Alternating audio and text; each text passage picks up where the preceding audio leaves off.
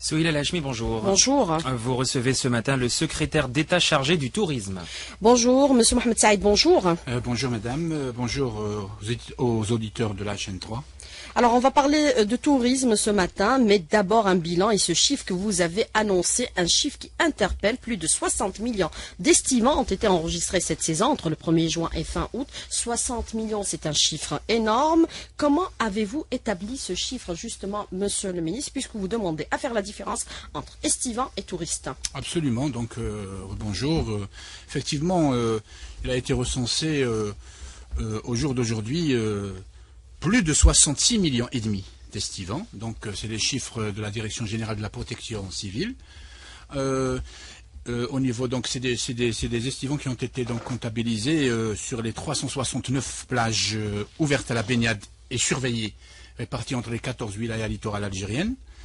66 millions et demi d'estivants par rapport à 2012, où nous avions enregistré quelque chose comme 70 millions, donc nous sommes à peu près sur la même longueur. Nous allons peut-être légèrement dépasser le chiffre de l'année dernière. Il faut savoir que l'estivant, et il ne faut pas confondre l'estivant et le touriste. L'estivant, c'est le visiteur d'un jour, c'est celui qui fréquente une plage. Donc un estivant, à titre d'exemple, est comptabilisé et compté aujourd'hui, et s'il revient à la plage demain, il est encore une fois compté. C'est pour cela que le chiffre si vous voulez, suscite certaines interrogations chez certaines personnes.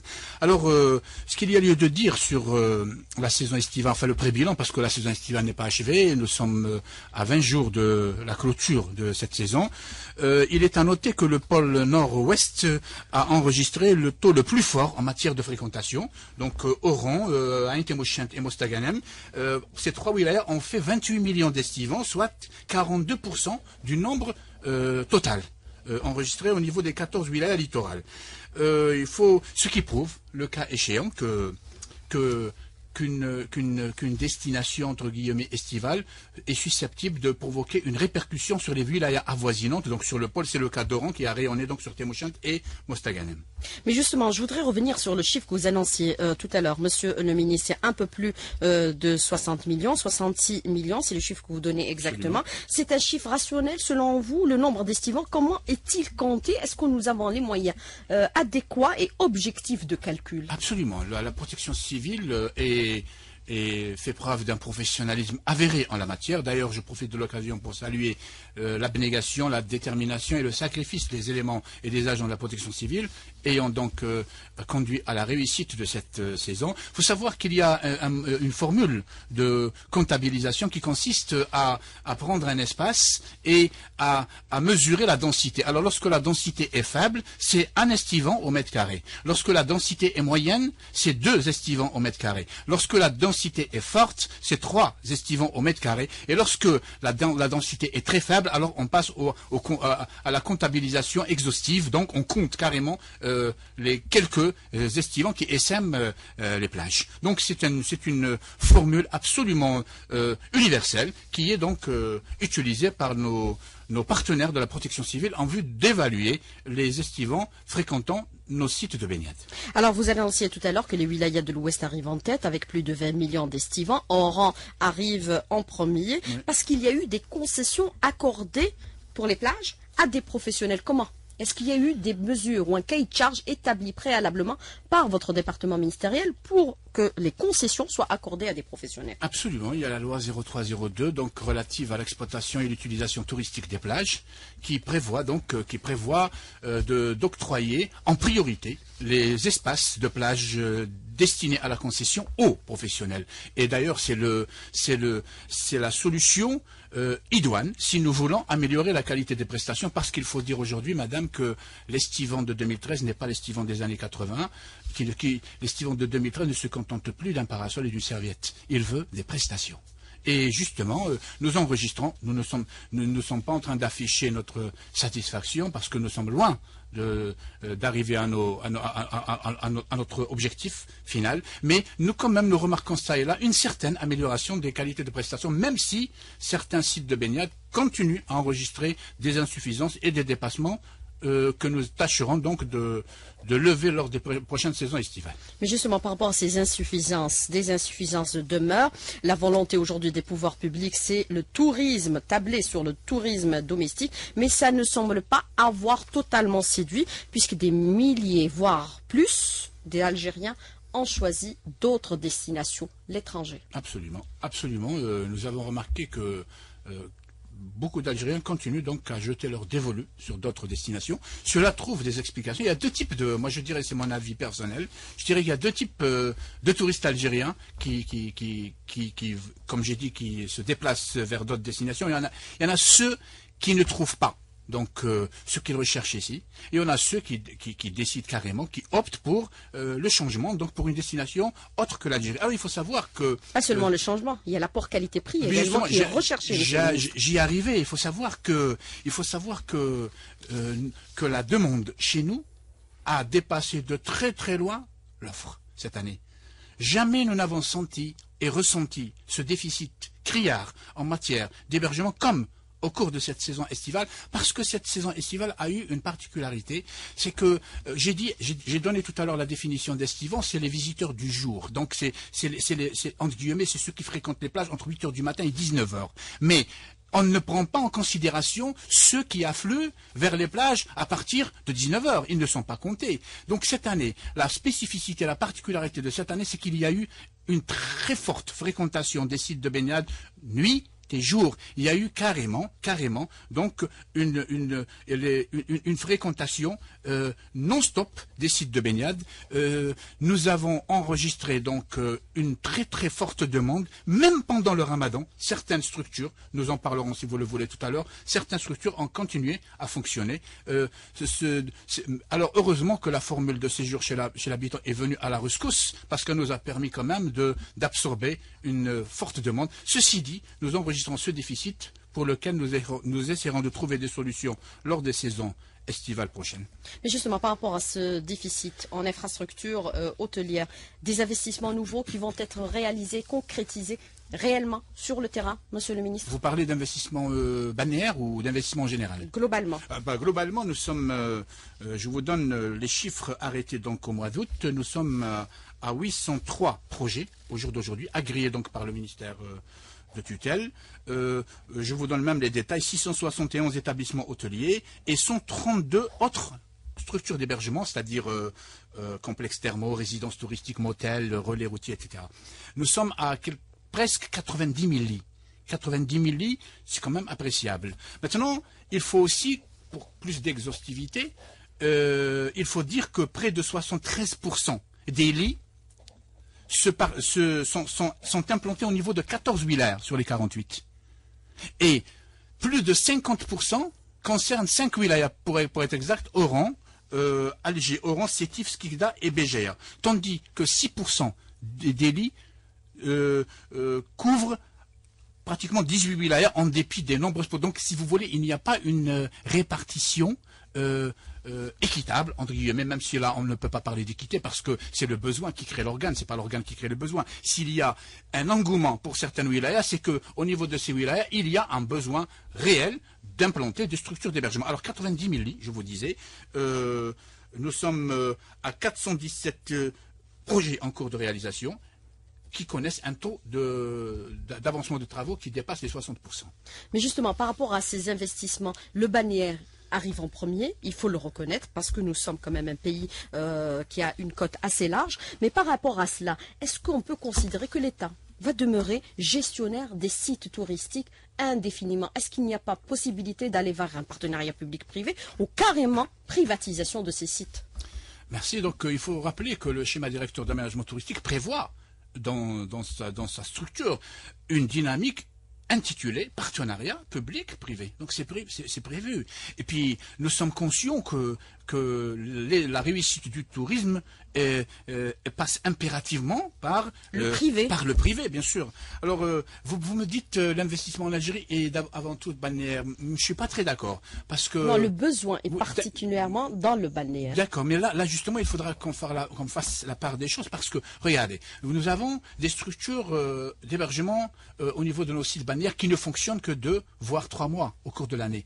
Il faut savoir que le tourisme balnéaire étant un tourisme saisonnier, il faudra que l'investissement qui le concerne, il faudra qu'il épouse cette spécificité. Donc l'investissement doit convenir au type de tourisme. À tourisme saisonnier, on doit encourager les investissements saisonniers, je veux dire les terrains de camping à plusieurs standings, 1, 2 étoiles, 3 étoiles, les mobil-homes, en fait tout ce qui peut permettre bien sûr une occupation temporaire, provisoire, pourquoi pas, des sites, des espaces balnéaires. Alors, Monsieur Mohamed Amin Hadji Saïd, beaucoup de questions. Moi, je voulais revenir avec vous sur la dernière question de la première partie de l'invité de la rédaction, à laquelle vous n'avez pas particulièrement ou précisément répondu. L'État ou le gouvernement va-t-il demeurer propriétaire indéfiniment des sites touristiques? Je citerai à titre d'exemple Sidi Ferruth ou les Andalouses. Est-ce qu'il demeurera propriétaire? Nous sommes en train d'encourager à ce titre le partenariat avec les chaînes hôtelières privées, notamment internationales. Donc nous encourageons beaucoup ce partenariat susceptible de donner ou d'insuffler donc au secteur public dont vous parlez un savoir-faire ô combien important et susceptible d'améliorer la qualité des prestations. Je vous ai répondu en vous disant que le schéma directeur d'aménagement touristique prévoit une dynamique dédié exclusivement au partenariat public-privé, parce que nous sommes absolument convaincus que le tourisme ne peut décoller qu'à travers le privé. Et nous remarquons, vous me tendez une perche là, nous remarquons chez le privé, les investisseurs privés algériens, et je le dis avec beaucoup de conviction et beaucoup de fierté surtout, nous remarquons un bond qualitatif exceptionnel. Je vous donne un exemple à titre indicatif. J'ai visité la Wilaya de Sétif il y a quelques jours. Je vous prie de me croire, les investissements d'hébergement qui y sont implantés sont dignes des meilleurs, sont dignes de ce qu'on voit ça et là au niveau international. C'est vous dire qu'il y a donc chez nous une amélioration et qu'il y a chez nous donc, si vous voulez, une grosse part d'amélioration au niveau de l'investissement privé. Alors, je donne aussi un autre exemple. À Zeralda, par exemple, vous avez un hôtel, le Mazafran a été privatisé. Est-ce qu'on pourrait penser que les autres hôtels, au niveau de d'autres sites touristiques, le seront également? Comme celui, par exemple, Marsa ou Riyad à Sidi Ferruth, ou d'autres aussi dans d'autres localités à travers le territoire national? Pour le moment, on ne pense pas à la privatisation. Nous pensons donc au partenariat. C'est très important. Nous pensons, dans un premier temps, au partenariat. Parce que finalement, ce dont on a vraiment besoin, c'est l'expertise, c'est le soft, c'est pas le hard. Nous avons besoin de savoir-faire. Et ce savoir-faire, on peut le puiser chez les chaînes hôtelières internationales. Golden Tulip, on a fait l'exemple, la chaîne Ibis, etc. Donc nous encourageons beaucoup plus de partenariat dans un premier temps. Et nous n'envisageons pas pour le moment la privatisation. Alors, 803 projets en cours de réalisation, c'est les chiffres que vous avez donnés tout à l'heure. Est-ce qu'on peut considérer que ces projets qui vont venir à l'avenir vont combler un peu le déficit existant en matière de lits ou d'infrastructures hôtelières? Pour être très précis avec vous, il faut savoir que les 803 projets concernés, les 90 000 lits, sont en grande majorité des projets urbains, donc qui concernent l'hôtellerie urbaine, ou ce qui est appelé communément le tourisme d'affaires. 70% d'urbain, environ 20% de balnéaires ou de semi-balnéaires, ce qu'on appelle le semi-balnéaire, c'est-à-dire les investissements implantés au niveau du littoral, pas nécessairement au niveau du balnéaire, et puis le reste se partage, le rural, le saharien, le climatique, ce qui veut dire que nous allons couvrir les besoins, mais nous n'avons pas, mais ce ne sont pas des besoins exhaustifs. C'est pour cela que je vous disais tout à l'heure, au niveau du balnéaire, sachons que le balnéaire est une saison qui ne comporte que 2 voire 3 mois. Il nous faudra aussi penser à encourager les investissements saisonniers. Alors des investissements pour quel montant exactement, Monsieur Hadj Saïd? Alors je vous donne les normes. Les normes disent qu'un lit coûte entre 2 millions et 6 millions de dinars. Nous, on prend la moyenne, on va prendre 4 millions de dinars par lit, ça nous fait 350 milliards de dinars comme coût d'investissement privé. Alors aujourd'hui aussi, le problème qui est constaté, c'est les autorisations délivrées par les autorités pour la réalisation de projets touristiques. Je donne à titre d'exemple, par exemple, vous avez 70 projets qui sont inscrits et en attente dans la wilaya de Djidjel, alors que c'est une wilaya qui a de fortes potentialités. Pourquoi? Vous parlez de projets touristiques, Oui. d'investissement hôtelier. Oui. Bon, écoutez, là, il y a certaines contraintes qu'il nous faudra donc évoquer, séance tenante. Il s'agit d'abord de la nature juridique des terrains dans lesquels vont être implantés ces projets. Alors, moi, je n'ai pas idée des 70 projets dont vous parlez, mais sachez que si il s'agit de projets donc dont les candidats demandent des assiettes au niveau des zones d'expansion touristique, il faudra que la Z en question ait fait l'objet d'une étude d'aménagement, d'un plan d'aménagement touristique. Maintenant, nous avons pris certaines mesures de facilitation en vue de faciliter l'accès à l'investissement par rapport à certaines aides où il y a ce qu'on appelle des terrains résiduels. Ça veut dire que c'est des aides qui sont en partie consommées et les terrains qui restent, on peut les concéder donc à des professionnels qui souhaiteraient réaliser des investissements hôteliers ou touristiques. Donc, moi, je vous dirais, tout de go, il n'y a pas de contraintes au niveau du ministère du Tourisme par rapport à l'accès à l'investissement. Si contraintes il s'agit de contraintes inhérentes à la nature juridique de certaines assiettes foncières. Alors, je voudrais seulement rappeler aux auditeurs que les Z, c'est les zones d'extension touristique. Parallèlement à ça, il y a d'autres mesures qui sont prises et qui seront entérinées dans la loi de finances 2014 par le gouvernement. C'est la réduction de l'impôt sur les bénéfices des agences touristiques pour leur permettre un peu de promouvoir le tourisme national. C'est la baisse de l'IBS, l'impôt sur le bénéfice des sociétés. Des sociétés, absolument. Donc, il faut que j'en donne un petit peu la définition. Il est de 19% pour les sociétés commerciales. Il est de 19% pour les sociétés de production et de 25% pour les sociétés commerciales. Et justement, cette proposition du ministère qui a eu l'aval du gouvernement. C'est une proposition qui vise donc à faire bénéficier les agences de tourisme et de voyage de cette mesure incitative, et on va les considérer comme justement comme sociétés de production. Et ce n'est que justice, parce que les agences de tourisme et de voyage sont censées produire des circuits touristiques et les vendre.